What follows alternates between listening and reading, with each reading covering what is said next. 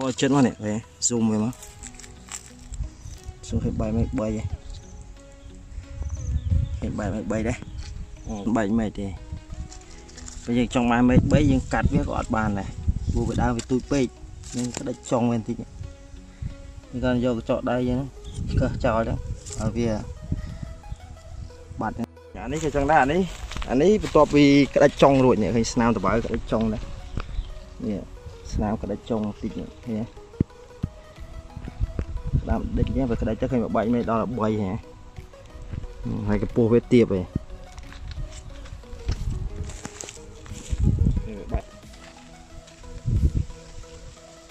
chừng trong ban mấy thiết những cái đây gì mà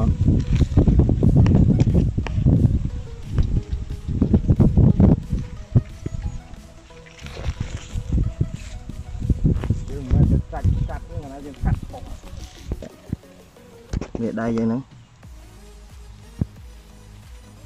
còn năng phê năng ba này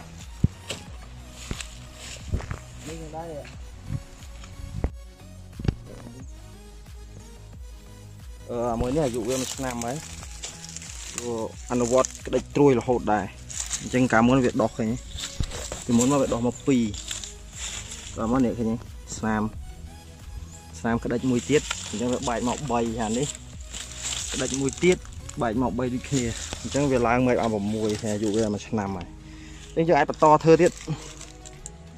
đi một to ska trong bay ban mày tràn tham tiết đam việt tiếp mày việt tràn xua bánh thằng nằm cái này tục ở xua phết nhưng một bạn tục cho những người dùng bánh thằng nằm ở đó hay fly của bạn một môi pháo này định như thế mà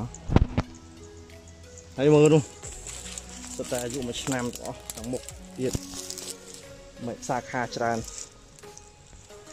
hay dương anh nghe về thi tràn nhưng tục ở về tranh tràn được này các bạn đấy thì anh đi mày đo từ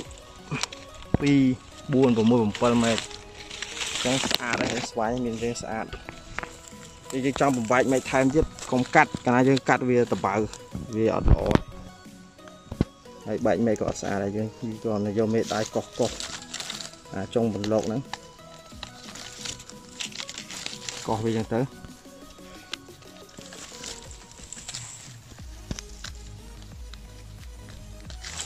hay cọc tiệt cọc cục đỏ mẹ nhà trong ai bị bay cọc vậy đấy